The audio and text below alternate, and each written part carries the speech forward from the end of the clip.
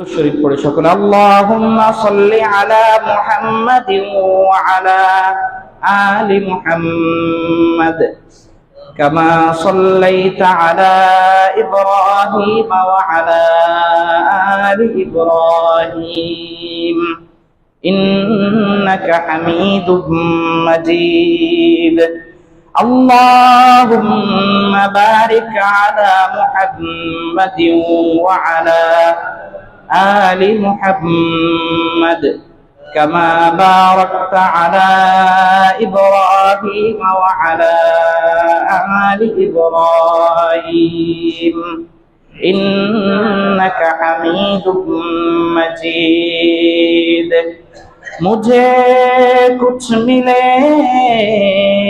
या ना मिले मुहम्मद मिले तो अल्लाह मिले बलगल उला बिकमालिही कशफत तुजा बिजमालिही हसनत जमीउ खिसालिही सल्लु अलैहि व आलिही बलगल उला बिकमालिही कशफत तुजा बिजमालिही हसनत जमीउ खिसालिही सल्लु अलैहि व आलिही बलगल उला बिकमालिही कशफत दुजा बिजमालिही हसनत जमीउ खिसालिही सल्लु अलैहि व आलिही सल्लल्लाहु अलैहि वसल्लम सल्लल्लाहु अलैहि वसल्लम सल्लल्लाहु ताआला अलैहि वसल्लम। सम्मानित उपस्थित मुसल्लियाने इज़ाम, আল্লাহ রব্বুল জালাল, আল্লাহ রব্বুল ইজ্জতের দরবারে অসংখ্য অগণিত শুকরিয়া যে আল্লাহ রব্বুল আলামিন আজকের এই পবিত্র জুমার দিনে আল্লাহর ঘর মসজিদে এসে সর্বাগ্রে হাজিরা দেওয়ার তৌফিক দান করেছেন। এজন্য সকলেই অন্তরের অন্তঃস্থল থেকে শুকরিয়া আদায় করে বলি আলহামদুলিল্লাহ। মুহতারাম হাজিরিন, গত জুমায় আমরা ইসলামের শ্রম নীতি, শ্রমের কিছু অধিকার, শ্রমিকের কিছু অধিকার, মালিকের কিছু কর্তব্য ইসলামের দৃষ্টিকোণ থেকে আলোচনা করেছিলাম। সংশ্লিষ্ট আরেকটি বিষয় আমরা আজকে সংক্ষিপ্ত আলোকপাত করার চেষ্টা করব ইনশাআল্লাহ। এক নম্বর, একটা মৌলিক কথা আগে মনে রাখতে হবে, আমরা এখন যারা মসজিদে এসেছি, যারা আসব, মুসলিম হয়ে আমরা মৌলিকভাবে যেই কাজগুলি করি আখিরাত কেন্দ্রিক, এগুলি কি? ইবাদত। কি ইবাদত? আল্লাহ তাআলা আমাদেরকে দুনিয়াতে পাঠিয়েছেন, সৃষ্টি করেছেন, এর মৌলিক মূল টার্গেট হচ্ছে ইবাদত। অন্যান্য বিষয়গুলো আনুষঙ্গিক, প্রাসঙ্গিক। তাহলে আমরা যারা মুসলিম, মুসলমান, আমাদের পরকালের মুক্তি নিশ্চিত করার জন্য মৌলিক বিষয় হচ্ছে ইবাদত। এখন এই ইবাদতটা তো কবুল হইতে হবে নাকি? কবুল না হলে কি কাঙ্ক্ষিত ফলাফল পাওয়া যাবে? অনেক কাজ আছে, অনেক কার্যক্রম, অনেক বিষয় এরকম আছে যেগুলির সাথে মানুষ যদি কি জড়ায় যায় তাহলে তার ইবাদত কবুল হয় না। তাহলে আমাদের বুঝতে হবে যে ইবাদতটাই যেহেতু আমাদের টার্গেট পরকালের মুক্তি নিশ্চিতের জন্য ঈমানের পরে, তাহলে এমন কি কি কাজ আছে যেগুলি দ্বারা তার ইবাদতই কবুল হয় না? সবগুলি একদিনে বলা সম্ভব না, এই আধা ঘন্টা 45 মিনিটে বলা সম্ভব না। যে কোনো একটা বিষয়ে যদি কথা বলা হয়, মানুষ 16 বছর 17 বছর পড়াশোনা করার পরেও বলে যে পুরা কোরআন হাদিসের কুল কিনারা আমরা খুঁজে পাচ্ছি না। এজন্য সমাজের জন্য মৌলিক প্রয়োজনীয় কথাগুলো সংক্ষিপ্তভাবে সকলের স্তর বিন্যাস খেয়াল রেখে মৌলিকভাবে কথাগুলি বলা হয়। মসজিদের মধ্যে বড় ধরনের শিক্ষিত মানুষও থাকে, সাধারণ মানুষও থাকে, ধর্মীয় শিক্ষিত মানুষও থাকে, নানান লেভেলের, নানান শ্রেণীর, নানান পেশার মানুষ থাকে। তো মৌলিকভাবে শরীয়তের বিধানগত মেসেজটা আমাদের সামনে যেন চলে আসে, এই প্রচেষ্টাটাই সামগ্রিক বিবেচনায় করা হয়। সব বিষয় তো আজকে বলা সম্ভব না।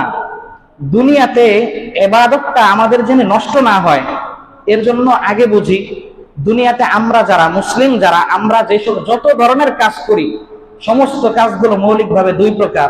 কয় প্রকার? এক নম্বর প্রকার হচ্ছে দুনিয়াবি কাজ। কি কাজ? দুনিয়াবি কাজ। চাকরি, ব্যবসা বাণিজ্য, ক্ষেত খামার, ফসল ফলাদি যাই কিছু করি, ড্রাইভারি করি, অফিসে চাকরি করি, দুনিয়াবি কাজ। উদ্দেশ্য নিজে ভালো থাকা, নিজের পরিবার ভালো থাকা। দুই নম্বর আরেকটা কাজ হচ্ছে ইবাদত। আরেকটা কাজ কি আমাদের? দ্বিতীয় কাজ আখিরাত কেন্দ্রিক কাজ, পরকাল কেন্দ্রিক কাজ। এই পরকাল কেন্দ্রিক কাজটা সুষ্ঠুভাবে পরিচালিত হওয়ার জন্য দুনিয়াবি যে কাজটা আছে, এই কাজের যেহেতু মূল মাকসাদ হচ্ছে জীবিকা উপার্জন, আল্লাহর নবী সাল্লাল্লাহু আলাইহি ওয়াসাল্লাম বলেছেন যে দুনিয়ার বাস্তবতা, তোমাকে বাঁচতে হলে তোমাকে খেতে হবে, তোমাকে খেতে হলে তোমাকে ইনকাম উপার্জন করতে হবে। আর এই তোমার উপার্জনের ক্ষেত্রে দুনিয়ার মৌলিক দুই ধরনের কাজ, ইবাদতের কাজ, দুনিয়াবি কাজ, দুই জায়গার মধ্যেই আল্লাহ রাব্বুল আলামিন বাইন্ডিং দিয়ে দিয়েছেন। অর্থাৎ দুনিয়ার জন্য আমার রিজিক, আমার উপার্জন, এটা যদি হালাল না হয়, তাহলে দ্বিতীয় আসল কাজ যেটা, ওটাই কবুল হবে না। তাহলে খোলাসা মূল কথা কি দাঁড়ালো? আখিরাতের কাজ, আখিরাতের ইবাদত কবুল হওয়ার পূর্ব শর্ত হচ্ছে দুনিয়ার কাজগুলো হালাল হওয়া। দুনিয়ার কাজগুলো কি হওয়া? হালাল হওয়া। কথাটা কি আমার আপনার না আল্লাহর নবী সাল্লাল্লাহু আলাইহি ওয়াসাল্লাম? ক্বালা রাসূলুল্লাহ সাল্লাল্লাহু আলাইহি ওয়াসাল্লাম লা ইয়াদখুলুল জান্নাতা জাসাদুন গুযিয়া বিল হারাম। আল্লাহর নবী মুহাম্মদুর রাসূলুল্লাহ সাল্লাল্লাহু আলাইহি ওয়াসাল্লাম দুনিয়ার কাজগুলো যেহেতু হালাল হইতে হবে, নবীজি সতর্ক করে বলেন, ও উম্মত ভালো করে মনে রাখো, লা ইয়াদখুলুল জান্নাতা জাসাদুন, খবরদার জান্নাতে ওই দেহ কোনোদিন প্রবেশ করবে না, গুযিয়া বিল হারাম, যেই দেহটা গঠিত হয়েছে হারাম খাদ্য দ্বারা। হারাম খাদ্য দ্বারা যেই দেহটা গঠিত হয়, আল্লাহর নবী সাল্লাল্লাহু আলাইহি ওয়াসাল্লাম আল্লাহর পক্ষ থেকে নির্দেশিত হয়ে আমাদেরকে বলছেন, হালাল খাদ্য হারাম খাদ্য দ্বারা যেই দেহ তুমি বানিয়েছো, এই দেহ কোনোদিন জান্নাতে প্রবেশ করবে না। আমাদের দেহটা বাহ্যিক ভাবে আমাদেরকে বড় করেন আল্লাহ রাব্বুল আলামিন। কিভাবে বড় করেন? রিজিকের মাধ্যমে। একটা বাচ্চা দুনিয়াতে যখন মায়ের পেট থেকে এসছে, তার বডির মাপ কতটুকু ছিল? আমাদের বড়দের এক হাতও হয় না। এই বাচ্চাটা বড় হচ্ছে আস্তে আস্তে, মায়ের দুধ, এরপর আস্তে আস্তে তার যখন পরিমিত বয়সে উপনীত হচ্ছে, চাল খাচ্ছে, ভাত খাচ্ছে, আটা খাচ্ছে, রুটি খাচ্ছে, সবজিতে অভ্যস্ত হচ্ছে, তার শরীরটা যে বড় হলো, তার খাবার বন্ধ করে দিলে তো দুনিয়ার বাস্তবতা হিসাবে সে মারা যেত। তাহলে এই এক হাতের ছোট্ট বাবুটা আজকে 3.5 হাত এই বিশাল মানুষের রূপান্তরিত হলো কিভাবে?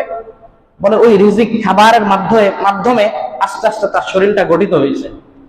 নবীজি বলেন, হারাম খাদ্য যদি তোমার শরীরে ঢুকে, তাহলে তোমার ইবাদতই কবুল হবে না। তাহলে আমরা একটু খেয়াল করি, দুনিয়াতে আমরা দুই ধরনের কাজ করি, একটা আখিরাতের কাজ আর একটা দুনিয়ার কাজ। কিন্তু আখিরাতের কাজ ঠিক মতো করে এই ব্যাপারে উদাসীন হলে চলবে না? আল্লাহ তাআলা শর্ত জুড়ে দিলেন যে দ্বিতীয় কাজটা ঠিক মতো হওয়ার জন্য প্রথম কাজটাও আল্লাহর বিধান অনুযায়ী, আল্লাহর বাইন্ডিং অনুযায়ী পরিচালিত করতে হবে। এই জন্য আমরা দুনিয়াতে স্বাভাবিকভাবে টিকে থাকার জন্য, দুনিয়ার স্বাভাবিক উন্নতির চাকা সঠিকভাবে ঘোরার জন্য মৌলিক বিষয় হচ্ছে ব্যবসা। কি? ব্যবসা। আল্লাহ তাআলা ব্যবসার মাধ্যমে, চাকরি আছে, ব্যবসা আছে, তাই না? মৌলিক বিষয়টা হচ্ছে ব্যবসা। চাকরির বিষয়, শ্রমের বিষয় গত সপ্তাহে মৌলিক আলোচনাগুলো হয়ে গিয়েছে। এই সপ্তাহে ব্যবসা সম্পর্কে বলতে চাচ্ছিলাম। এই ব্যবসার কিছু নীতিমালা আল্লাহ রাব্বুল আলামিন পবিত্র কোরআনের মধ্যে দিয়েছেন। এক নম্বর দেখেন, পৃথিবী চলার জন্য যেই পরিমাণ সম্পদের দরকার হয়, যখন যেই পরিমাণ সম্পদের দরকার হয়, ওই পরিমাণ সম্পদ ওই সময়ের জন্য আল্লাহ রাব্বুল আলামিন পৃথিবীতে পাঠিয়ে দেন। এটা হচ্ছে মৌলিক কথা। বর্তমান টোটাল অল বাংলাদেশে সমস্ত মানুষ তাদের তরকারির মধ্যে আলু খাবে। এই আলুটা কি পরিমাণ দরকার মৌলিক প্রয়োজনের বিচারে, এই আলু আল্লাহ রাব্বুল আলামিন পৃথিবীর জমিনে দিয়ে দিয়েছেন। বাংলাদেশের জমিনেও দিয়েছেন, পাকিস্তানের জমিনেও দিয়েছেন, ইন্ডিয়ার জমিনেও দিয়েছেন। এট এ টাইম এই সময় কি পরিমাণ মানুষের চালের প্রয়োজন হবে, এই পরিমাণ চাল, ধান আল্লাহ রাব্বুল আলামিন পৃথিবীতে দিয়ে দিয়েছেন। এটা জমিনের মধ্যে আল্লাহ দিয়েছেন। তবে আল্লাহ এটার বন্টনের সিস্টেমটা এমন একটা প্রক্রিয়ার মাধ্যমে করেছেন যে আলু সকলের দরকার, কিন্তু সকলের দরবারে আলু নাই। পেঁয়াজ সকলের দরকার। পেঁয়াজ আছে আপনার সেই ফরিদপুর, রাজবাড়ী, কুষ্টিয়া, পাবনা ওই সমস্ত অঞ্চলে। পুরা ঢাকা, মিরপুর একটা বাটি চালান দিলে, চিরুনি অভিযান দিলে পেঁয়াজের জমিন পাবো আমি আপনি। কিন্তু আমি আপনি পেঁয়াজ খাচ্ছি না। কিভাবে খাচ্ছি? আল্লাহ বলেন সম্পদ যেই পরিমাণ দরকার ওই পরিমাণ আমি পৃথিবীতে দিয়ে দিই। তবে জায়গাটা জায়গায় যাওয়া, এই জায়গাটা ওখানে যাওয়া, ওই জায়গাটা এখানে আসা, এটার জন্য বৈধ সিস্টেম হচ্ছে ব্যবসা। এটার জন্য বৈধ সিস্টেম কি? ব্যবসা, 1 নম্বর। 2 নম্বর বুঝতে হবে এই ব্যবসাটা আমরা কেন করব। শরীয়ত একটা দৃষ্টিভঙ্গি আগে আমাদেরকে শেখাচ্ছে। আমরা মনে করি ব্যবসাটা শুধুমাত্রই আমার প্রয়োজনে আমি আপনি করি। আমার সংসার চালানো দরকার এজন্য আমি ব্যবসা করি, তাই না? আমার প্রতিষ্ঠান চালানো দরকার এজন্য আমি ব্যবসায়ী প্রতিষ্ঠান খুলছি আলাদা পাশে। শরীয়ত এখানে আরেকটা কথা বলছে। শরীয়ত বলছে ব্যবসাটা শুধুমাত্রই তোমার প্রয়োজনে না, বরং এই ব্যবসাটা এটা এক ধরনের মানব সেবা, সমাজের সেবা। ব্যবসাটা কি? একটা সমাজের সেবা। এটা সহজে বুঝতে পারেন এইভাবে। সাধারণত ধরেন রাত 10টার পরে কি হয়ে যায়? দোকানগুলি বন্ধ হয়ে যায়। দোকানগুলো কি হয়ে যায়? রাত 10টার পরে আপনার ঘরের আহলিয়া, আপনার জীবন সঙ্গিনী অসুস্থ, আপনার ওয়াইফ অসুস্থ, এমন সময় তার একটা ইনসুলিনের দরকার। ফার্মেসির দোকান তো বন্ধ হয়ে গেছে, বন্ধ হয়ে গেছে। এখন আপনি যখন দোকানে গেলেন, গিয়ে কি দেখলেন? দোকান বন্ধ। এখন আপনার যদি পরিচিত মানুষ হয়, আপনি তাকে ফোনে ডেকে আনাবেন, তার বাসা চিনলে আপনি নিজে গিয়ে ডেকে আনবেন, সে এসে আপনাকে ওষুধটা দিল। দিছে কিন্তু ফ্রি ফ্রি দেয় নাই, টাকা নিয়ে, মূল্য নিয়েই দিয়েছে। কিন্তু সে যদি না আসতো, না আসলে হয়তো বা তার এখানে 50, 100 টাকা, 500 টাকা ব্যবসাটা এখন হইতো না। দিনের বেলা তার স্বাভাবিক সংসার চলার জন্য গড় আয় যা হওয়া লাগে সেটা দিনে তার হয়ে গেছে। সে এখন ব্যবসা করার জন্য বাধ্য না। কিন্তু তারপরেও আসলো, আপনার পণ্যটা আপনাকে বুঝিয়ে দিল, ন্যায্য দামই দিল, ফ্রিতে দিল না। এবার বলেন আপনি সেবা পাইলেন কি পাইলেন না? যদি সে না আসতো, আপনি তো বাধ্য করার মতো তাকে কোনো পজিশনে নাই, আপনি ক্ষতিগ্রস্ত হতেন তখন। এই জন্য শরীয়ত প্রথমেই বলেছে ব্যবসাটা একদিকে যেমন তোমার নিজস্ব প্রয়োজন, অপরদিকে এটা একটা মানব সেবা। অতএব ব্যবসাকে খাটো করে দেখার কোনো সুযোগ নাই। এটা আমাদের সমাজের একটা ভুল মেসেজ। মানুষ ব্যবসা শুরু করে দিচ্ছে। ব্যবসা তো মানুষ জিরো থেকেই শুরু করবে, শূন্য থেকেই শুরু করবে। দুঃখজনক, কোন হুজুর যদি দেখেন আগামীকাল কোন একটা ব্যবসায়ী নিয়মতান্ত্রিক ছোটখাটো ব্যবসা দিয়ে বসবে, আমি যদি এখানে শরবতের ব্যবসা দিই, এই হুজুরের পেছনে নামাজ পড়া যাবে না, এখানে দাঁড়ায় শরবতের ব্যবসা শুরু করছে। আসলে একটা তো আছে যে সামাজিক স্ট্যাটাস যায় কি যায় না, এটা হলো সামাজিক রীতিনীতি প্রথা। আর একটা হলো শরীয়তের মেজাজ, ইসলামের মূল স্বভাব। ইসলামের মূল স্বভাব হচ্ছে ব্যবসা করো, হালাল ভাবে করো, এটা তোমার নিজেরও প্রয়োজন, হালাল উপার্জন, মানব সেবা। আর যখন আমি ব্যবসা করলাম, আমার প্রয়োজন তো মিটবেই, মানব সেবা যখন হইল, এই মানব সেবার ব্যাপারে আল্লাহ রাসূল সাল্লাল্লাহু আলাইহি ওয়াসাল্লাম হাদিসের মধ্যে বলেন, মান কানা ফি হাজাতি আখিহি কানাল্লাহু ফি হাজাতিহি ইয়াউমাল কিয়ামাহ, আও কামা ক্বাল আলাইহিস সালাতু ওয়াস সালাম। আল্লাহর নবী বলেন, দুনিয়াতে আল খালকু ইয়ালুল্লাহ, পুরা এই সৃষ্টি জগৎটা আল্লাহর পরিবারভুক্ত। পুরা সৃষ্টি জগৎ আল্লাহর পরিবারভুক্ত। দুনিয়াতে যখন তুমি অপর কোন ভাইয়ের প্রয়োজনে কাজে লাগো, আল্লাহর নবী বলেন আল্লাহ তাআলা তোমার প্রয়োজনে কাজে লাগবেন, দুনিয়াতেও লাগবেন, কিয়ামতেও লাগবেন। এই জন্য ব্যবসাটা এটা একটা মানব সেবার মাধ্যম। তাইলে এটা একটা আমরা ইবাদতে পরিণত করতে পারি। এখন এই জিনিসটা আমাদের হালাল ভাবে করতে হবে, হারাম ভাবে করা যাবে না। ইসলামের বিধানগুলো যদি না মানি, তাহলে আমার এই উপার্জনটা হারাম হবে। এই হারাম হওয়ার কারণে আমাদের দ্বিতীয় আসল কাজ যেটা আখিরাত কেন্দ্রিক কাজ, ওটা বাহ্য দৃষ্টিতে ক্ষতিগ্রস্ত হবে, বাস্তবিকে আখিরাত থেকে ওটার ফলাফল ভোগ করতে হবে। নাউযুবিল্লাহ। ব্যবসার মধ্যে 1 নম্বর আল্লাহর কোরআন যেটা বলেছে, 2টা দিক থাকে, একজন ক্রেতা, একজন বিক্রেতা। এই 2টা দিকের মধ্যে বিক্রয় চুক্তি সম্পাদিত হয়। এই ক্ষেত্রে শরীয়ত মূলনীতি যেটা বলেছে যে চুক্তি সম্পাদনের ক্ষেত্রে কর্তব্য হচ্ছে ক্রেতা বিক্রেতা উভয়ের 100% সম্পূর্ণ সম্মতির ভিত্তিতে ব্যবসাটা হচ্ছে কিনা এটা আগে দেখতে হবে। সূরা নিসা আয়াত নম্বর 29 আল্লাহ বলেন, ইয়া আইয়ুহাল্লাযীনা আমানু লা তাকুলু আমওয়ালাকুম বাইনাকুম বিল বাতিল ইল্লা আন তাকুনা তিজারাতান আন তারাদিম মিনকুম ওয়া লা তাকতুলু আনফুসাকুম ইন্নাল্লাহা কানা বিকুম রহিমা। আল্লাহ বলেন, ইয়া আইয়ুহাল্লাযীনা আমানু, হে ওই সকল বান্দারা যারা ঈমান এনেছো। আল্লাহ বলেন, হে ঈমানদার বান্দারা, হে মুসলিম মুমিন বান্দারা, লা তাকুলু আমওয়ালাকুম বাইনাকুম বিল বাতিল, তোমরা পরস্পর একে অপরের সম্পদ ভোগ করো না। কি বললেন? তোমরা পরস্পরে একে অপরের সম্পদ ভোগ করো না। ইল্লা আন তাকুনা তিজারাতান আন তারাদিম মিনকুম, তবে একে অপরের যদি সম্পদ ভোগ করার দরকার হয় দুইটা শর্ত। কয়টা শর্ত? দুইটা। এক নম্বর, ইল্লা আন তাকুনা তিজারাতান, কি হইতে হবে? হাদিয়া হইতে হবে। হাদিয়া তো আছেই, এখানে যেটা ব্যবসার কথা বলছি, হাদিয়া যেটা ওটা তো জায়েজ আছে। ব্যবসার ক্ষেত্রে আল্লাহ বলেন ইল্লা আন তাকুনা তিজারাতান, ব্যবসা হইতে হবে। একে অপরের সম্পদ, আপনার কাছে যে সম্পদটা আছে ওটা আমি ভোগ করতে হলে কি হইতে হবে? ব্যবসা হইতে হবে। দুই নম্বর বলেন আন তারাদিম বাইনাকুম, ব্যবসাটা ক্রেতা বিক্রেতা উভয়ের মধ্যে 100% সম্মতির ভিত্তিতে হওয়া লাগবে। ক্রেতা বিক্রেতা উভয়ের মধ্যে 100% সম্মতির ভিত্তিতে যদি না হয় তাহলে এই ব্যবসা হালাল হবে না, হারাম। এটা তো আমরা সবাই জানি, এটা হুজুর এইভাবে বয়ান করে বলার দরকার কি? বলার দরকার হলো, দেখেন এই সমাজের মধ্যে আল্লাহ কি বললেন? দুই পাশ, বিক্রেতাও খুশি থাকতে হবে, ক্রেতাও খুশি থাকতে হবে। সমাজের মধ্যে দুই পাশ, এটা একটা আমরা তান্ত্রিকতার শিকার। বেশিরভাগ ক্ষেত্রেই দেখা গেছে কি দামাদামি হচ্ছে। একটা জিনিস আমি কিনতে গিয়েছি, কথার কথা, ভাই জিনিসটা কত? 50 টাকা। সে কত বললো? লাস্ট 50 টাকা। আমি বললাম আরে 45 টাকা দিয়ে দেন। সে কোনোভাবেই দিচ্ছে না, তার লাস্ট দাম 50। ওটাকে আমাদের যাদের কমন সেন্স আছে, আমরা তো 50 টাকা লাস্ট যেটা বলছে ওটা জোরপূর্বক কখনো তার থেকে 30 টাকা 20 টাকা দিয়ে নিয়ে আসবো না। কিন্তু 50 বলছেন, তারে 45 রাখেন, মাত্র 5 টাকা, অথবা 2 টাকা কম রাখেন। না না না ভাই, কম রাখা যাবে না, এটা আমার দাম, ন্যায্য দাম, এর বেশি হলে আমার লস হবে। এই যে ছোট দাম, যখন পরিমাণটা যখন কম হয়ে আসে তখন করি কি, জোর করে তার থেকে জিনিসটা নিয়ে আসি। চক্ষু লজ্জার কারণে সেও বলতে পারে না যে আমি কিন্তু সন্তুষ্ট না। তখন বলবো যে 2 টাকার জন্য এইভাবে আপনি মানে ছেঁচড়ামি করছেন। সেও চক্ষু লজ্জার কারণে কিছু বলতে পারছে না, আর আমি আপনিও জোর করে নিয়ে আসলাম জিনিসটা, সন্তুষ্ট হইল না। আল্লাহ বলেন এটা হারাম, এটা হারাম। আপনি ওই পণ্য এনেছেন, আপনার ঘরে রান্না হয়েছে, আপনার পেটে, আপনার সন্তান, আপনার স্ত্রীদের মধ্যে আপনি হারাম খাদ্য পোষণ করেছেন, এটা হারাম। কারণ 50 টাকার জিনিস আমি 20 টাকা দিয়ে আনতাম না, 30 টাকা দিয়ে আনতাম না, এটা কমন সেন্স। কিন্তু আমি 45 দিয়ে নিয়ে আসছি, যেহেতু পরিমাণটা কম। এই যে দেখেন, বলবেন যে আমার তো এখানে কত, 45 টাকা কি আছে? হালাল আছে, 5 টাকা হারাম ঢুকছে এখানে। কত টাকা হারাম ঢুকছে? 50 টাকা হলে 45 টাকা তো ন্যায্য, 45 টাকা হালাল, 5 টাকা হারাম ঢুকছে। এই 5 টাকা হারাম ঢোকার কারণে পুরো সম্পদ হারাম হয়ে যাবে।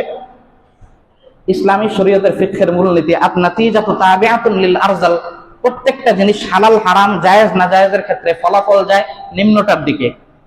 এক বালতি পানি, পূর্ণ পানিটা স্বচ্ছ টলটলে পানি, টল থেকে নিয়েছি, এই পানিটা পবিত্র না অপবিত্র? অপবিত্র।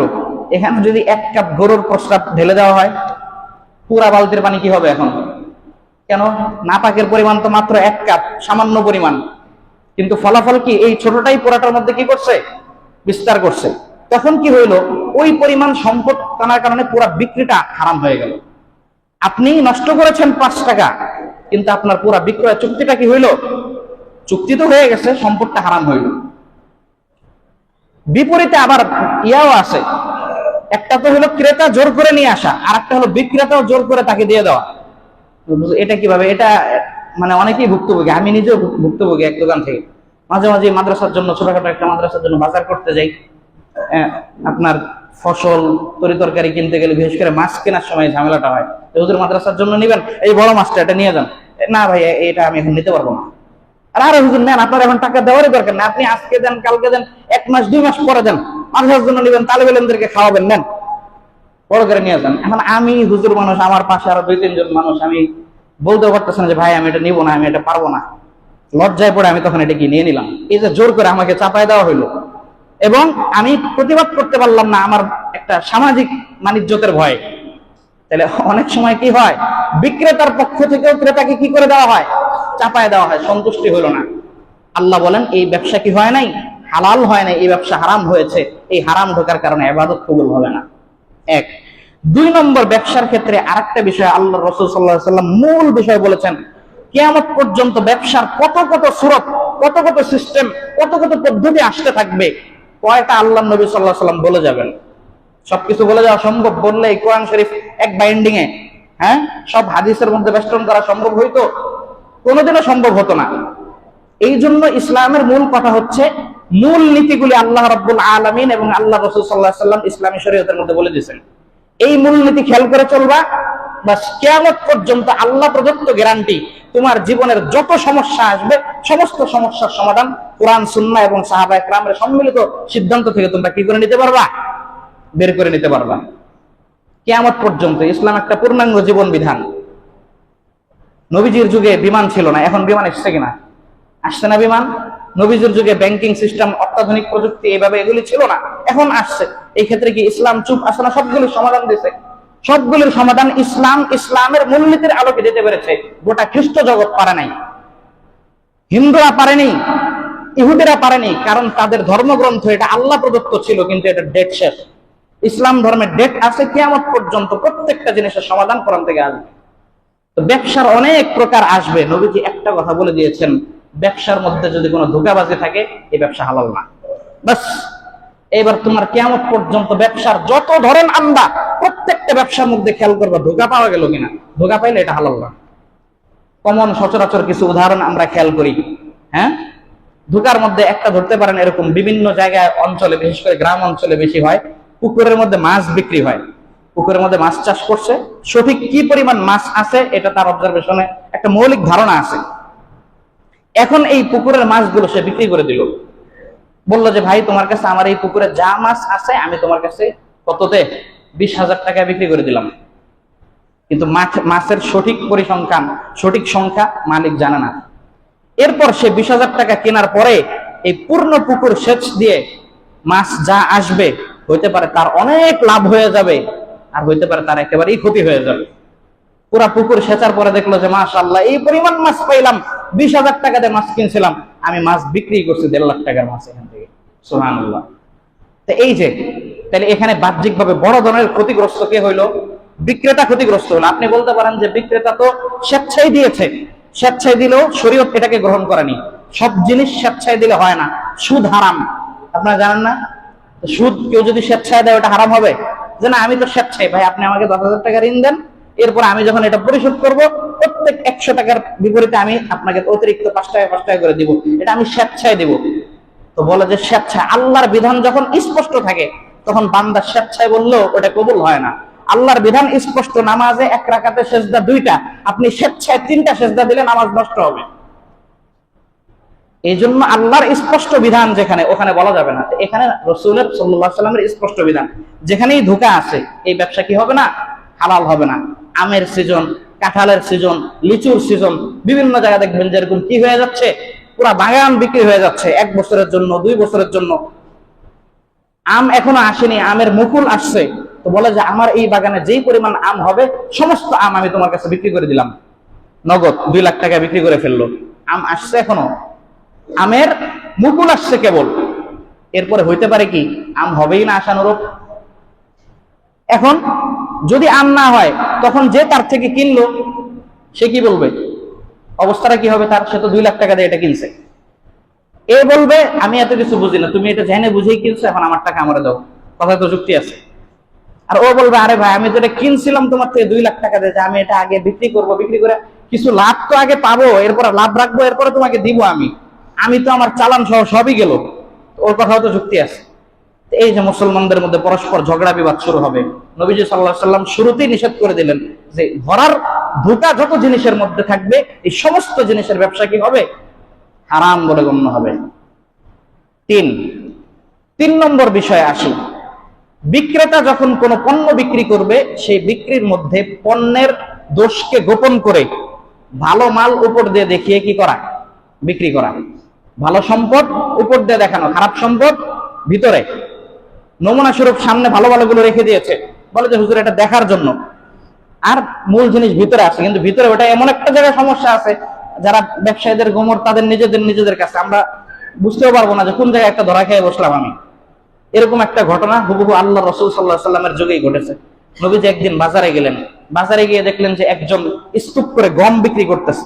তো নবী সরাসরি গিয়ে গমের স্তূপের মধ্যে হাত ঢুকিয়ে দিলেন। হাত ঢুকিয়ে দিয়ে ভিতর থেকে গম বের করে দেখলেন যে গমগুলি ভিজা। গমগুলি কি? নবীজি বললেন মা লাকি ইয়া সাহিবাল মাল, কি ব্যাপার গমগুলি ভিজা কেন? উপরে গমগুলি কি সুন্দর শুকনা। উনি বললেন হুজুর আসাবাতুস সামা, বৃষ্টিতে ভিজে গেছে।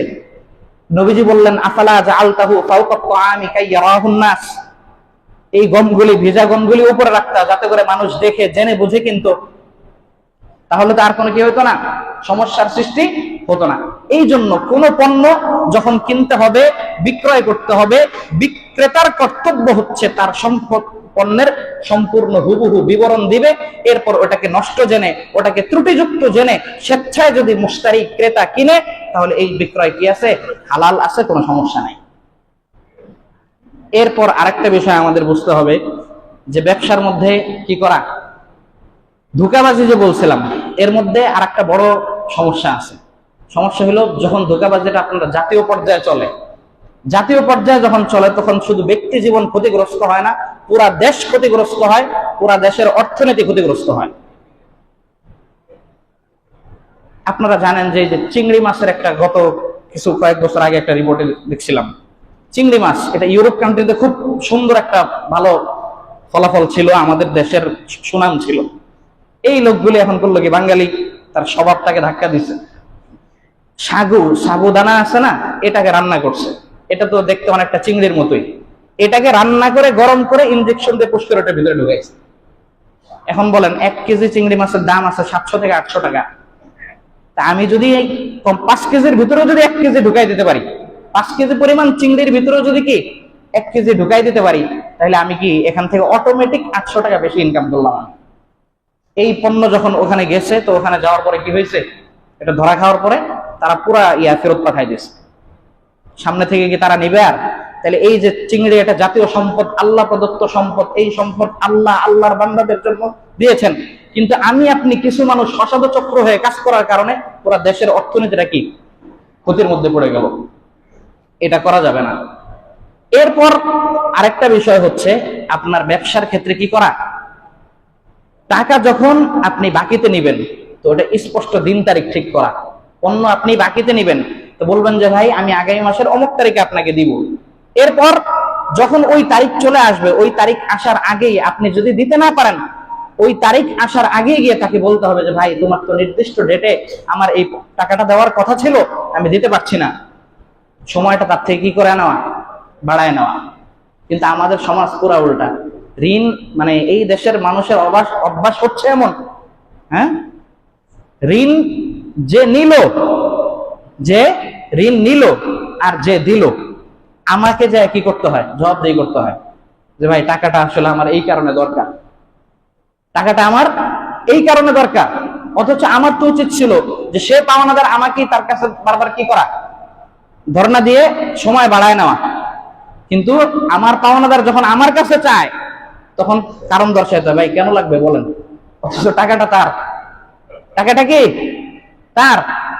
এই জন্য আল্লাহ নবী সাল্লাল্লাহু আলাইহি সাল্লাম বলেছেন কি, ঋণের ব্যাপার যখন আসবে স্ট্যাম্পে লিখিত করো, সাক্ষী রাখো, এটা মুস্তাহাব সুন্নত আমল। আর তাও যদি না হয়, অন্তত সময়ের আগে গিয়ে কি দ্বিতীয়বার সময় বাড়িয়ে নিয়ে আসো। হযরত রাসূল আকরাম সাল্লাল্লাহু আলাইহি সাল্লামের যুগে, হ্যাঁ, সাহাবী হযরত জাবের রাদিয়াল্লাহু তাআলা, ওই যে বাইআ সালামের চুক্তি ছিল, বাবা চলে গেছেন, ঋণ রয়ে গেছে বিশাল, কাদের কাছে, ইহুদিদের সাথে। এখন উনি চিন্তা করলেন যে যেই পরিমাণ ঋণ মানে ইহুদিরা টাকা পায়, এই পরিমাণ ফলন আমার তো বাজারে হয় নাই, আমার খেজুর বাগান ছিল, এই বছরের সম্পূর্ণ খেজুর দিয়ে দেওয়ার পরও ঋণ পরিশোধ হবে না। হযরত জাবের রাদিয়াল্লাহু আনহু আল্লাহর রাসূল সাল্লাল্লাহু আলাইহি সাল্লামের কাছে গেলেন। নবীজির কাছে যাওয়ার পর নবীজি সাল্লাল্লাহু আলাইহি সাল্লাম বললেন যে হুজুর আপনি একটু আসেন, মেহেরবানি করে, আপনাকে দেখলে হয়তো বা তারা আমার ব্যাপারে একটু সহজ করতে পারে। নবীজিও গেলেন সাহাবীদেরকে নিয়ে। তো তারা দূর থেকে নবীজিকে আসতে দেখেই বললো যে লা নুনজিরহু ইয়া আবাল কাসেম, কুনিয়াত উপনাম ব্যবহার করে বলতেছে যে আয় হুজুর, হুজুরে নিয়ে আসছো, লাভ নাই, তোমাকে অবকাশ দেওয়া হবে না। তো নবীজি গিয়ে বুঝালেন যে দেখো এই বছর একটু কষ্ট করে নাও, দ্বিতীয় দফা পরের বছর নিও। তারা কোনোভাবেই কি রাজি হইল না। এক পর্যায়ে নবী সাল্লাল্লাহু আলাইহি ওয়াসাল্লাম ওখানে কি হযরত জাবেরকে বললেন, যাও সমস্ত খেজুরের স্তূপগুলো নিয়ে আসো। স্তূপ কোথায়, ওখানে নিয়ে চলো আমাকে। তো ওখানে নিয়ে যাওয়া হলো। নবীজি একটা কাঁধের উপর বসলেন, ওখানে গিয়ে প্রথমে কয়েকটা চক্কর দিয়েছেন হুজুর সাল্লাল্লাহু আলাইহি ওয়াসাল্লাম। কয়েকটা চক্কর দেওয়ার পর একটা কাঁধের উপর বসে বলছে যে কে মেপে দিবে তারা ডাকো। তাকে ডাকছে একজন পরিমাপক, আসছে, বলছে তুমি মেপে দিতে থাকো, কি পরিমাণ পায় ওরা দাও। বাস দিতেই আছেন, বলছে এদিকে তাকাবা না, কত দিচ্ছ তুমি, শুধু ভিতর থেকে হাত দিবা আর মাপবা। হযরত জাবের বলেন যে এদের যা পাওনা ছিল সম্পূর্ণটা দিয়ে দেওয়ার পর আমি দেখি পূর্ণ খেজুরের স্তূপ এখনো রয়ে গেছে। এই জন্য দেখেন আরেকজন ভাই তার ঋণ আসলে তো তারা প্রাপ্য, মানে সে পাওনাদার, তার কড়াকড়ি করার হক আছে এখানে। নবীজি সাল্লাল্লাহু আলাইহি ওয়াসাল্লাম তাকে বাঁচানোর জন্য কি করলেন, এই পন্থা অবলম্বন করলেন। এই জন্য ঋণ নিলে আমরা কি করব, অবশ্যই সময় বাড়িয়ে নিব। অনেকগুলি বিষয় আছে। এরপরে পণ্য যখন আমাদের বাজারের মধ্যে আসবে, আমরা যেটা বললাম যে আমাদের ব্যক্তিগত জীবন একটা, সামাজিক জীবন একটা, ইন্টারন্যাশনাল জীবন, রাষ্ট্রীয় জীবন আরেকটা। এমন কোনো কাজ করা যাবে না যেটা করলে অন্যের হক নষ্ট হয়, ওই শুরুর কথাটাকে আবার মনে করতে হবে। শুরুতে একটা কথা বলছিলাম, ব্যবসাটা শুধুমাত্রই নিজের প্রয়োজন না, এটা একটা সমাজ সেবা। এটা কি একটা সমাজ সেবা? তার মানে সমাজের সেবা দেওয়ার জন্য ব্যবসা করা দরকার, এক। 2 নম্বর, দ্বিতীয় আরেকটা কথা বলছিলাম, ওটা মনে করতে হবে যে আল্লাহ তাআলা প্রয়োজন পরিমাণ সম্পদ পৃথিবীর মাটিতে দিয়ে দিয়েছেন, তবে এটা জায়গায় যাওয়ার জন্য সিস্টেম আল্লাহ দিয়েছেন ব্যবসা। সিস্টেম কি? একজনের ক্ষেতের মধ্যে আলু হয়েছে 100 মণ, এই 100 মণ আলু তার লাগবে, পচে নষ্ট হবে। তার আবার দরকার আছে চাউলওয়ালার দরকার আছে আলুর, আমার দরকার আছে পোশাকওয়ালার দরকার আছে মোবাইলের। যার যেটা লাগে এভাবে কি করতে হবে। তদ্রুপ পৃথিবীর কোন সম্পদকে যদি তুমি কি করো, কুক্ষিগত করো, গোদামজাত যদি করো, পৃথিবীর কোন সম্পদকে যদি তুমি গোদামজাত করো, 2টা অন্যায় করলা। 1 নম্বর বিষয় হলো তুমি তোমার মানব সেবা থেকে নিজের হাত গোটায় নিলা, একটা ভালো কাজ করার সুযোগ ছিল, করলা না। 2 নম্বর বড় অন্যায়, আসল অন্যায় যেটা তুমি করছো, এই সম্পদটা তুমি গচ্ছিত করে গোদামজাত করে রাখার কারণে আল্লাহর বান্দাদেরকে, সমাজের মানুষদেরকে, তোমার জমিনের মালিক আল্লাহ, আসমান থেকে আল্লাহ বৃষ্টি দিয়েছেন, তোমার রিজিকের ফলন আল্লাহ দিয়েছে, তোমার মতো আরেক ভাই ফসলে কাজ করতে করতে, খেতে রোদে পড়তে শেষ, তার ফসল হয় নাই। এই কথা একমাত্র গ্যারান্টি, ওয়া মিন দাব্বাতিন ফিল আরদি ইল্লা আলাল্লাহি রিজকুহা। রিজিক আল্লাহ দেন, আল্লাহ প্রদত্ত রিজিক তোমার জমিনে আসছে, আরেকজনের জমিনে আসে নাই। তোমার জমিনে যেহেতু আল্লাহ দিয়েছেন, সেই আল্লাহই বিধান দিয়েছেন, এই সম্পদকে কুক্ষিগত করে রাখো না, সমাজের প্রয়োজনে নিয়মতান্ত্রিক ভাবে এটাকে কি করো, ব্যবসায় প্রসেস করে বিলাও। ফ্রি দিয়ে দিতে বলেন নাই, ওটা বছরে একবার নিয়মতান্ত্রিক হিসাবে যাকাতে আলোচনা ওখানে গেছে। কিন্তু আমি আপনি যদি এটাকে গোদামজাত করি, কি করি, সিন্ডিকেট করি, সমাজের পরিস্থিতি নষ্ট হবে, দেশের রাষ্ট্রের পরিস্থিতি কি হবে, নষ্ট হবে। তাহলে এটা সিস্টেম কি? এই সমস্ত মানবদের স্রষ্টাকে আল্লাহ রাব্বুল আলামিন, মানুষরা যেই সমাজের মধ্যে বসবাস করে সেই সমাজের স্রষ্টাকে আল্লাহ রাব্বুল আলামিন। এই জন্য বিধানগুলো আল্লাহ দিয়ে দিয়েছেন, বিধানগুলো আল্লাহ রাব্বুল আলামিন দিয়ে দিয়েছেন। কিভাবে সময়গুলো আপনাদের যাবে দেখেন, সংক্ষিপ্তভাবে বলতেছি। বিধানগুলো আল্লাহ দিয়ে দিয়েছেন কিভাবে? ডিমান্ড অ্যান্ড সাপ্লাই, চাহিদা এবং যোগানের ভিত্তিতে তোমাদের বাজার দর নির্ধারণ হবে। তোমাদের বাজার দর নির্ধারণ হবে চাহিদা এবং যোগানের ভিত্তিতে। বাজারে যেই জিনিসের চাহিদা বেশি এবং ওটার যোগানও বেশি আছে, দাম স্বাভাবিক থাকে। চাহিদা বেশি, যোগান কম, দাম বেড়ে যায়। যোগান বেশি, চাহিদা কম, দাম কমে যায়। এগুলি কি কেউ ব্যক্তিগতভাবে করা লাগে না, স্বয়ংক্রিয়ভাবেই হয়। এই যে সব বুঝি নেই আমরা, আমাদের ডিমের দরকার কিন্তু বাজারে ডিম নাই, একেবারে অল্প ডিম, তখন ডিমের দাম অনেক বেড়ে যাবে না? এটা কি কেউ ইচ্ছা করে বাড়াইছে না, এমনি বাড়ছে? এমনি তো বেড়ে গেল এটা। আর ঘরে ঘরে ডিম, বাজারেও প্রচুর পরিমাণে ডিম, বিক্রেতার মাথা নষ্ট, যে ডিমগুলো তো নষ্ট হয়ে যাবে, বলে যে ভাই 10 টাকা হানি দিতেছে, নিয়ে যাও তাড়াতাড়ি না। এই যে চাহিদা এবং যোগান, এই স্বাভাবিক সিস্টেম, এটা তো আল্লাহ করে দিয়েছেন। আল্লাহর এই সিস্টেমের মধ্যে যখন কেউ বাধা দিবে, সেই হবে সরাসরি আল্লাহর সাথে বিদ্রোহকারী। এই জন্য দেখেন বাজারের মধ্যে আল্লাহ রাসূল সাল্লাল্লাহু আলাইহি ওয়াসাল্লামের কাছে সাহাবা একরাম গেলেন, বললেন সাইর লানা ইয়া রাসূলুল্লাহ, যে নবী বাজারের মধ্যে তো এরকম পণ্যের দাম অনেক বেড়ে গেছে, আপনি একটা দাম নির্ধারণ করে দেন। নবীজি বললেন ইন্নাল্লাহা হুয়াল কাবিদুল মুসাইর, যে বাজারের দাম নির্ধারণকারী একমাত্র আল্লাহ রাব্বুল আলামিন। আমি এটাকে কিভাবে নির্ধারণ করি? ওর সম্পদ, সবকিছু ওর, হোক আমার কাছে ক্ষমতা। বিশেষ করে ক্ষমতাসীন যারা, রাষ্ট্রীয় পর্যায়ে দায়িত্বে যারা থাকেন, তারা করেন কি, দাম নির্ধারণ করে দেন। মৌলিকভাবে একজনের ব্যবসার দাম আরেকজন নির্ধারণ করা জায়েজ নেই, যাবে না। তবে রাষ্ট্র মাঝে মাঝে নির্ধারণ করতে পারে। কেন করতে পারে? হলো এই জন্য, যদি এরকম কোন সিন্ডিকেট চক্রের মাধ্যমে এটাকে কি করা হয়, এই ক্ষেত্রে রাষ্ট্রের মূল কাজ হলো আগে দাম নির্ধারণ করা না, ওই সিন্ডিকেটটাকে আগে ভাঙা। বাজারের মধ্যে একটা বাজার সমিতি থাকে, এই সমিতির মধ্যে বলে দেওয়া হয়েছে এই ডিম তোমরা 30 টাকা হালির কমে বিক্রি করতে পারবা না। মূলত 25 টাকা হালি দেওয়া যায়, কথার কথা। এখন আমার সম্পদ, আমি যদি 25 টাকার ডিম আমি যদি 50 টাকা বিক্রি করি, তাহলে আমার দোকানে ক্রেতা আসবে না। 2 দিন পরে যখন দেখবো যে ক্রেতা সব আরেকজনের দোকানে গেছে, আমি এমনি প্রয়োজনের কারণে আমি কি করে দিব, আমার দাম কমায় দিব। কিন্তু যখন এটাকে সিন্ডিকেট করে ফেলা হলো, সিন্ডিকেট করার কারণে কি হয়ে গেল, এখন ভালো মানুষগুলো বিপদে পড়ছে। বলে যে হুজুর যদি মেমো নেন তাইলে আর কম রাখার কোনো সুযোগ নেই, আর মেমো না নিলে আপনার সাথে আমার যা হয়েছে বললেন না বাইরে, বললে মামলায় পড়তে হবে, সমিতির মধ্যে মামলা হবে তার নামে। এই জন্য রাষ্ট্রের কর্তব্য হচ্ছে পণ্যর দাম নির্ধারণ, এটা কারোর অধিকার নাই, এটা আল্লাহ যেভাবে দিয়েছেন ওইভাবে চলতে হবে। রাষ্ট্রের প্রধান কাজ হচ্ছে ওই সমিতিকে ভেঙে দেওয়া। এই সিন্ডিকেট যদি আমরা করি, আলুর কষ্টের মধ্যে যদি জাতিকে ফেলি, পেঁয়াজের কষ্টের মধ্যে জাতিকে ফেলি, একদিকে হারাম করতেছি, অপরদিকে হাজার হাজার শত শত লক্ষ লক্ষ আল্লাহর বান্দার হকের মধ্যে, অধিকারের মধ্যে আমরা হস্তক্ষেপ করছি। এই জন্য এই জিনিসগুলো আমাদের প্রত্যেকের জানতে হবে। সর্বশেষ 2টা বিষয় সংক্ষেপে বুঝি। একটা বিষয় হইল আপনার শেয়ার মার্কেটিং। বর্তমান বাজারে শেয়ার খুব চলে। শেয়ারের ক্ষেত্রে কথা কি, একটা কোম্পানি তার স্থাবর অস্থাবর মৌলিক সমস্ত সম্পত্তির একটা পরিমাণ, এই পরিমাণ অনুযায়ী কথার কথা পুরাটাকে 100 ভাগ করা হলো। 100 ভাগ করলে 100 টাকা করে পড়ে। এবার তারা বাজারে শেয়ার ছাড়লো, কথার কথা 50টা শেয়ার ছেড়ে দিল 100 টাকা দামে। এবার এই কোম্পানির মধ্যে যখন প্রতি বছর মূলধন যোগ হচ্ছে, 1 নম্বর শেয়ারটা তো আসলে বিস্তারিত বলার সময় নাই।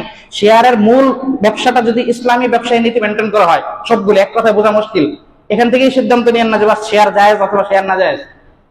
বিষয়টা বোঝার জন্য শুধু বলি, ইসলামী সমস্ত ব্যবসায়ী নীতি মেনটেন করে যখন ব্যবসাটা হবে, কোনো সুদের সংমিশ্রণ থাকবে না, ঘুষের সংমিশ্রণ থাকবে না, হারামের সংমিশ্রণ থাকবে না, ধোঁকাবাজি বলতে কোনো কিছু থাকবে না। এরপরে যখন পুরা সম্পত্তির উপর শেয়ার ছাড়া হবে, এখন ধরেন 1 বছর যাওয়ার পরে এক একটা শেয়ারের দাম ছিল 100 টাকা। 1 বছর পরে মূলধন যোগ হওয়ার পর এবার ঘোষণা দিল কোম্পানি যে আমাদের প্রতি 100 টাকায় 20 টাকা করে লাভ হয়েছে। তাহলে এবার বলেন এই শেয়ারের দাম কত হইলো এখন? 120 টাকা। কিন্তু ঝামেলা হয়েছে বর্তমান সময় গিয়ে, এটা শুরু হয়েছিল ব্রিটিশ আমলে, তখন ওলামা একরাম শেয়ার জায়েজ এই পক্ষেই ফতোয়া দিয়েছিলেন। এখন যেটা ঝামেলা হয়েছে, বাস্তবতার সাথে বর্তমান শেয়ার মার্কেটের যে বাজার মূল্য, এটা সম্পর্ক খারাপ হয়ে গেছে। বাস্তবতায় আছে 120 টাকা, কিন্তু শেয়ার বিক্রি হচ্ছে 500 টাকা করে, 700 টাকা করে। ঘটনা কি? এটা 2-3টা কারণে হয়। 1 নম্বর হলো গুজব হলো, ধরেন এই যে এই প্রতিষ্ঠানের শেয়ার, এটা আমাদের প্রধান উপদেষ্টা ডক্টর ইউনূস সাহেব ক্রয় করে ফেলছেন, তো সাথে সাথে এই প্রতিষ্ঠানের ফেস ভ্যালু বেড়ে গেছে, আপনার গুডউইল অনেক বেশি মনে হইতেছে। এখন সাথে সাথে মানুষ কি করা শুরু করলো, শেয়ার কেনা শুরু করলো বেশি দামে, 500, 1000, যে যেভাবে পারছে। 2 দিন পরে দেখা গেল যে আসলে ইউনূস সাহেব ওটা কিনে নেয়, এটা ধোঁকাবাজি ছিল, মিথ্যা প্রতারণা ছিল। এই যে একটা কারণ, তাহলে হারাম। 2 নম্বর আরেকটা কারণ হয়ে দাঁড়ায় এরকম, কিছু মানুষ সংঘবদ্ধভাবে চক্র হয়ে কাজ করে। এরা করে কি, নিজেরা শেয়ার কিনে, 5টা 10টা শেয়ার কিনে অনলাইনে একটা বিজ্ঞাপন দেয় যে এই কোম্পানির শেয়ার এখন অনেক ভালো চলতেছে, আপনারা কিনেন। এরা কি করে কি, একজন 100 টাকায় কিনছে, ওর আরেক সাথী ভাইয়ের কাছে 200 টাকা বিক্রি করে। পুরাটাই কিন্তু একটা চক্রের টিমের সদস্য। ও তার কাছে 300 টাকা বিক্রি করে, ওর কাছে 500। মানুষ দেখে যে মাশাআল্লাহ জায়গায় জায়গায় বিক্রি চলতেছে, সবাই কিন্তু চক্রের সদস্য। এরপরে যখন দাম 1000-এর উপরে চলে গেছে, ইতিমধ্যেই কিন্তু এই যে সুনির্দিষ্ট যে 50 জনের একটা টিম ছিল অনলাইনে, এরা কিন্তু সবাই বিক্রি করে দেয় শেষ। এখন বাকিরা পড়ছে বিপদে। এখন দেখে যে কোম্পানির দাম আছে মাত্র 200 টাকা। এখন বলে যে ভাই তোমার কম দামে দেবো, তুমি এটা 100 টাকা দাও। 100 টাকা না, 10 টাকা দিবা। এই যে ধোঁকাবাজি। আর একটা হলো যে এরা মর্টগেজ দিয়ে, ব্যাংক থেকে লোন নিতে গেলে যে সমস্ত কোম্পানির মর্টগেজ দিলে বেশি দাম বাড়ে, ওই ক্ষেত্রে ওই কোম্পানির শেয়ার গুলোকে তারা রাখার চেষ্টা করে। এই সমস্ত ধোঁকাবাজির কারণে শেয়ার ব্যবসাগুলি ওলামায়ে উম্মত স্পষ্ট ফতোয়া দেন যে খুঁটিনাটি সমস্ত বিষয় আমরা যেহেতু যাচাই বাছাই করতে পারবো না, আর অধিকাংশই ধোঁকাবাজি, এজন্য শেয়ার বাজার এটা হারাম। শেয়ার বাজার এটা কি হারাম। সর্বশেষ ব্যবসার মধ্যে মনে রাখবো, এই ব্যবসা দ্বারা জানি আমি আপনি জান্নাতে যেতে পারি। কিভাবে? নবীজি বলেন, মান আকালা মুসলিমান আকালাল্লাহু আসরাতাহু ইয়াউমাল কিয়ামাহ। আল্লাহর নবী বলেন, দুনিয়াতে নামাজ পড়ো, রোজা রাখো, যত কিছুই করো, কেউ কোনোদিন গ্যারান্টি দিতে পারো না তোমার আমলগুলো কবুল হয়েছে, তোমার গুনাহগুলো ক্ষমা হয়েছে, কোনো গ্যারান্টি নাই। আছে কোনো গ্যারান্টি? নবীজি বললেন, মাফের একটা সুযোগ। মান আকালা মুসলিমান, যখন তুমি কোনো জিনিস বিক্রি করে দিলা, ক্রেতা নিয়ে গেল, এরপরে ওইটা আবার তোমার ফেরত দেওয়ার প্রয়োজন হইল, বিক্রিত মাল ফেরত দেওয়ার দরকার হলো, কি হইলো? বিক্রিত মাল ফেরত দেওয়ার দোকান দোকানে লাগায় রাখে, এগুলি কিনতেও পাওয়া যায়, বিক্রিত মাল ফেরত নেওয়া হয় না। তো নবীজি বলেন, যে ব্যক্তি বিক্রিত মালকে ফেরত নিবে, মান আকালা মুসলিমান, কোন ব্যক্তির বিক্রিত মালকে ফেরত নিবে, আকালাহুল্লাহু আসরাতাহু ইয়াউমাল কিয়ামা, আল্লাহর নবী বলেন তার জিন্দেগীর সমস্ত গুনাহগুলোকেও আল্লাহ ফেরত নিয়ে নেবেন। আপনি যখন কোন একটা বিক্রিত মালকে কি করবেন? ফেরত নেবেন। আল্লাহ বলেন কিয়ামতের দিন আপনার জিন্দেগীর সমস্ত গুনাহ কে ফেরত নেবেন? আল্লাহ রাব্বুল আলামিন ফেরত নেবেন। কয় টাকা যায় বলেন? 5 টাকা লাভ হয়েছিল, সেটা এখন ফেরত। এই আপনার কপাল ভালো থাকলে আরেকদিন বিক্রি করে ফেলবেন। এটা 5-10 টাকা তো মানুষ কাউকে দানও করে দেয়। এই জন্য এই মনোভাব আমরা রাখার চেষ্টা করবো। আল্লাহ রাব্বুল আলামিন আমাদের প্রত্যেককে আমল করার তৌফিক দান করুন। আমিন। ওয়া আখিরু দাওয়ানা আলহামদুলিল্লাহি রাব্বিল আলামিন। যারা সুন্নাত পড়েনি সুন্নাত আদায় করুন।